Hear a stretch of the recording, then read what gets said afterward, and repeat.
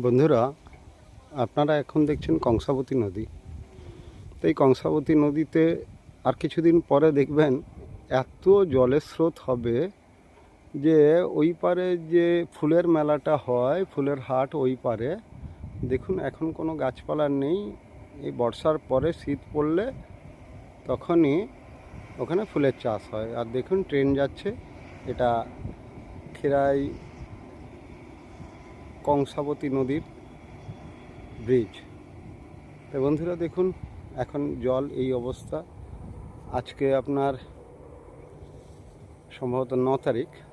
তো এই 9 তারিখ দেখুন বন্ধুরা, এই 9 তারিখে আজকে 9 আগস্ট জলের অবস্থা এইরকমই সরাসরি। এখন বাজে দুপুর 11:40 আজকে, সরি 8 তারিখ। আজকে তারিখটা ভুল বললাম, মনে হচ্ছিল 8 তারিখ, আজকে 8ই আগস্ট। তো জলের পরিস্থিতি এইরকম। রেল লাইনে কাজ চলছে, দেখুন ব্রিজের কাজ চলছে বর্ষাতে। আর দেখুন এইভাবেই কংসাবতী নদীর জল এখনও ওপাশের ডাঙা ছুঁয়েনি।